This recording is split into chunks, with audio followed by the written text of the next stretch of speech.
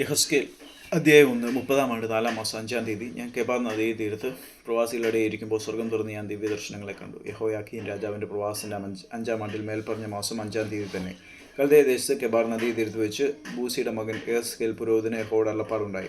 അവിടെ യഹോവയുടെ കൈയും അവൻ്റെ മേൽ വന്നു. ഞാൻ നോക്കിയപ്പോൾ വടക്ക് നിന്ന് ഒരു കൊടുങ്കാറ്റും വലിയൊരു മേഘവും പാളിക്കത്തുന്ന തീയും വരുന്നത് കണ്ടു. അതിൻ്റെ ചുറ്റും ഒരു പ്രകാശവും അതിൻ്റെ നടുവിൽ നിന്ന് തീയുടെ നടുവിൽ നിന്ന് തന്നെ ശുക്ല സ്വർണ്ണം പോലെ ഒരു കാഴ്ചയും ഉണ്ടായിരുന്നു. അതിൻ്റെ നടുവിൽ 4 ജീവികളുടെ സാദൃശ്യം കണ്ടു. അവയുടെ രൂപമോ അവയ്ക്ക് മനുഷ്യ സാദൃശ്യം ഉണ്ടായിരുന്നു. ഓരോന്നിനും 4 മുഖവും 4 ചിറകും ഉണ്ടായിരുന്നു. അവയുടെ കാൽ ചുവള്ളതും കാലടി കാളക്കിടാവിൻ്റെ കുളമ്പ് പോലെയുമായിരുന്നു. മിനുക്കിയ താമ്രം പോലെ അവ മിന്നിക്കൊണ്ടിരുന്നു. അവയ്ക്ക് 4 ഭാഗത്തും ചിറകിൻ്റെ കീഴായ മനുഷ്യ കൈ ഉണ്ടായിരുന്നു. 4 മുഖങ്ങളും ചിറകുകളും ഇങ്ങനെയായിരുന്നു. അവയുടെ ചിറകുകൾ ഒന്നോടൊന്ന് തൊട്ടിരുന്നു. പോകുമ്പോൾ അവ തിരിയാതെ ഓരോന്നും നേരെ മുമ്പോട്ട് പോകും. അവയുടെ മുഖരൂപമോ അവയ്ക്ക് മനുഷ്യമുഖം ഉണ്ടായിരുന്നു. 4നും വലതുഭാഗത്ത് സിംഹമുഖവും ഇടതുഭാഗത്ത് കാളമുഖവും ഉണ്ടായിരുന്നു. 4നും കഴുകുമുഖവും ഉണ്ടായിരുന്നു. ഇങ്ങനെയായിരുന്നു അവയുടെ മുഖങ്ങൾ. അവയുടെ ചിറകുകൾ മേൽഭാഗം വിടർന്നിരുന്നു.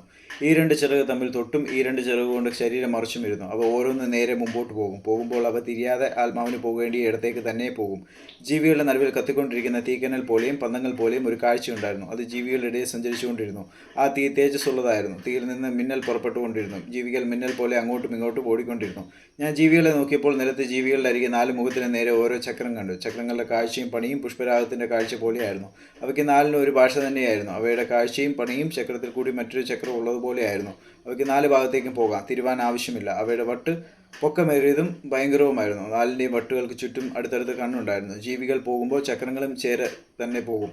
ജീവികൾ ഭൂമിയിൽ നിന്ന് പൊങ്ങുമ്പോൾ ചക്രങ്ങളും പോകും. ആത്മാവിന് പോകേണ്ടിയ ഇടത്തൊക്കെയും അവ പോകും. ജീവികളുടെ ആത്മാവ് ചക്രങ്ങളെ ആയിരുന്നതുകൊണ്ട് ചക്രങ്ങൾ അവയോടുകൂടെ പൊങ്ങും. ജീവികളുടെ ആത്മാവ് ചക്രങ്ങളെ ആയിരുന്നതുകൊണ്ട് അവ പോകുമ്പോൾ ഇവയും പോകും. അവ നിൽക്കുമ്പോൾ ഇവയും നിൽക്കും. അവ ഭൂമിയിൽ നിന്ന് പൊങ്ങുമ്പോൾ ചക്രങ്ങളും അവയോടുകൂടെ പൊങ്ങും. ജീവികളുടെ തലയ്ക്ക് മീതെ ഭയങ്കരമായൊരു പളുങ്ക് പോലെയുള്ള ഒരു വിതാനത്തിൻ്റെ രൂപം ഉണ്ടായിരുന്നു. അത് അവയുടെ തലയ്ക്ക് മീതെ വിരിഞ്ഞിരുന്നു. വിതാനത്തിൻ്റെ കീഴെ അവയുടെ ചിറകുകൾ നേർക്ക് നേരെ വിടർന്നിരുന്നു. അതതിൻ്റെ ശരീരത്തെ ഈ ഭാഗവും ആ ഭാഗവും മൂടുവാൻ ഓരോന്നിനും ഈ 2 ഉണ്ടായിരുന്നു. അവ പോകുമ്പോൾ ചിറകുകളുടെ ഇരച്ചിൽ വലിയ വെള്ളത്തിൻ്റെ ഇരച്ചിൽ പോലെയും സർവ്വശക്തിൻ്റെ നാദം പോലെ ഒരു സൈന്യത്തിൻ്റെ ആരവം പോലെയുള്ള മുഴക്കമായി ഞാൻ കേട്ടു. നിൽക്കുമ്പോൾ അവ ചിറക് താഴ്ത്തും. അവയുടെ തലയ്ക്ക് മീതെയുള്ള വിധാനത്തിന്മേൽ നിന്ന് ഒരു നാദം പുറപ്പെട്ടു. നിൽക്കുമ്പോൾ അവ ചിറക് താഴ്ത്തും. അവയുടെ തലയ്ക്ക് മീതെയുള്ള വിധാനത്തിന് മീതെ നീലക്കല്ലിൻ്റെ കാഴ്ച പോലെ സിംഹാസനത്തിൻ്റെ രൂപവും സിംഹാസനത്തിൻ്റെ രൂപത്തിന്മേൽ അതിന് മീതെ മനുഷ്യ സാദൃശ്യത്തിൽ ഒരു രൂപവും ഉണ്ടായിരുന്നു. അവൻ്റെ അര മുതൽ മേലോട്ട് അതിനകത്ത് ചുറ്റും തീക്കൊത്ത ശുക്ല സ്വർണ്ണം പോലെ ഞാൻ കണ്ടു. അവൻ്റെ അര മുതൽ കീഴോട്ട് തീ പോലെ ഞാൻ കണ്ടു. അതിൻ്റെ ചുറ്റും പ്രകാശവും ഉണ്ടായിരുന്നു. അതിൻ്റെ ചുറ്റുമുള്ള പ്രകാശം മഴയുള്ള ദിവസത്തിൽ മേഘത്തിൽ കാണുന്ന വില്ലിൻ്റെ കാഴ്ച പോലെയായിരുന്നു. യഹോവയുടെ മഹത്വത്തിൻ്റെ പ്രത്യക്ഷത ഇങ്ങനെയായിരുന്നു കണ്ടത്. അത് കണ്ടിട്ട് ഞാൻ കവിണ്ണു വീണു. സംസാരിക്കുന്ന ഒരുത്തൻ്റെ ശബ്ദവും ഞാൻ കേട്ടു.